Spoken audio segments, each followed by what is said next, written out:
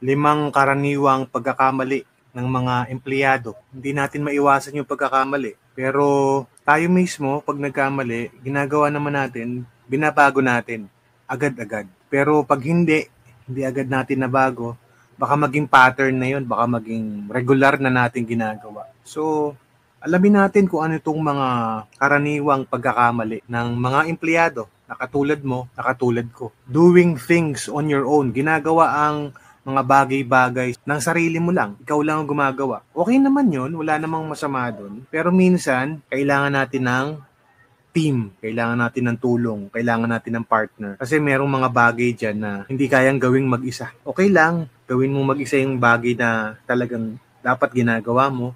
Pero mas maganda kung kasama natin yung team.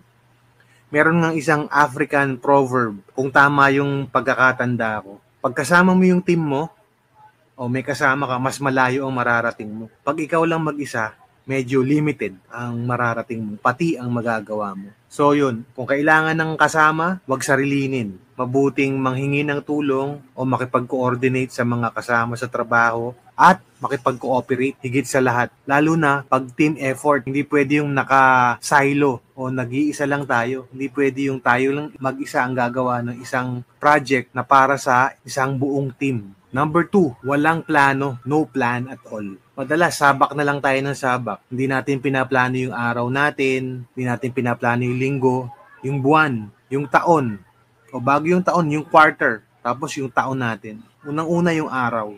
Merong mga ekspertong nagsasabi na kailangan gabi pa lang isipin mo na. Isulat mo na yung mga dapat mong gawin para sa araw na yun. Baka makatulong, pwede siguro nating isulat.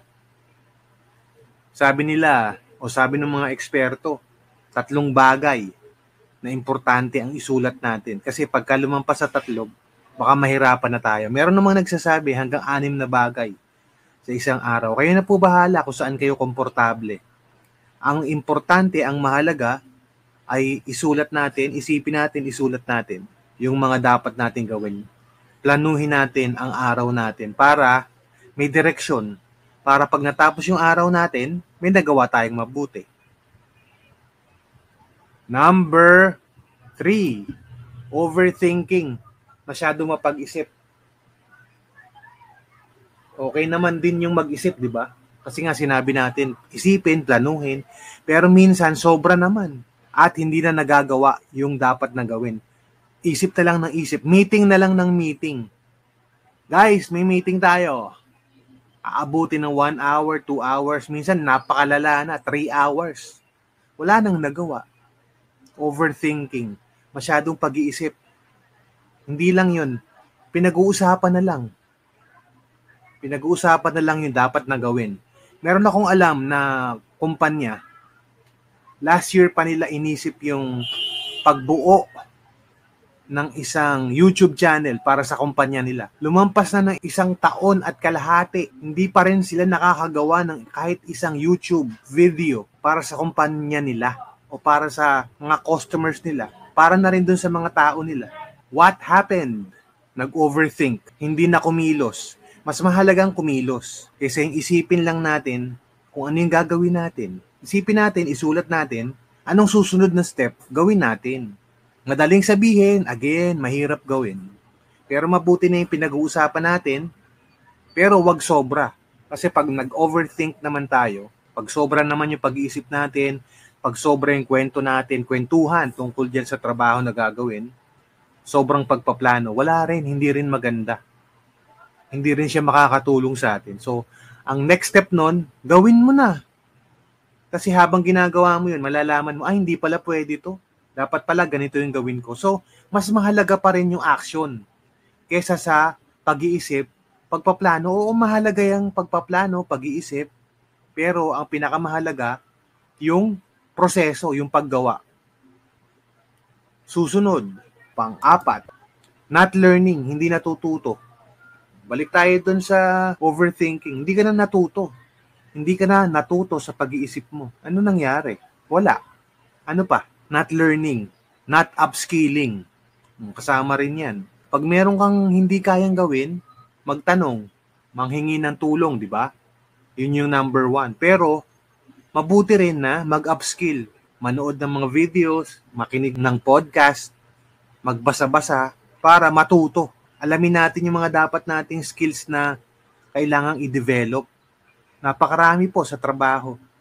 Typing skills na lang, meron tayong mga nakikita. Hanggang ngayon, tuldok system pa rin.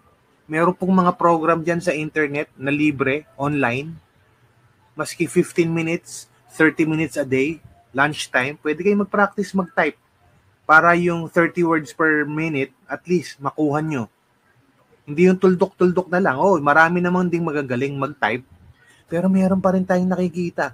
Parang ayaw nilang improve yung typing skills nila. Mas mabuti po na mabilis tayong mag-type para yung isinusulat natin, yung nasa isip natin, mailagay natin kaagad on paper or on a notepad sa Word document. Isang skill lang po yan. Ano pa yung mga skills? English speaking skills. Napaka-importante rin yan. At dahil dyan, naisip ko, naalala ko ang amorelearning.org. Meron po diyang courses, modules, lessons na makakatulong sa English speaking skills ninyo. So sana po puntahan nyo yan. Meron po diyang mga libreng courses. Meron ding may bayad na mura lang naman. Pero ang mahalaga ay mag-upskill tayo. Matuto tayo ng bagong skill, ng bagong knowledge, ng bagong kaalaman. At panghuli, not checking your progress. Walang follow-up. Hindi mo chine-check. Ano ba nangyari? O, nag-isip tayo. Nagplano tayo. Next, anong gagawin? May action. May ginawa tayo. Ano nangyari pagkatapos nun? Wala na. Hindi na natin chinek. Walang check-up. Walang follow-up. So, mahalaga din po ang follow-up. Check natin yung progress natin. Bakit? Para malaman natin kung ano yung dapat na gawin susunod.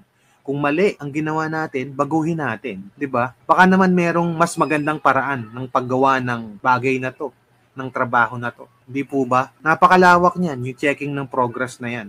At kadalasan, hindi natin nagagawa yan kasi nga, naisip natin, naplano natin, nagawa natin, okay na. Isip na ulit, plano na ulit, gawa na ulit ng panibago. Hindi na natin na-check. Isa to sa madalas na pagkakamali natin sa trabaho.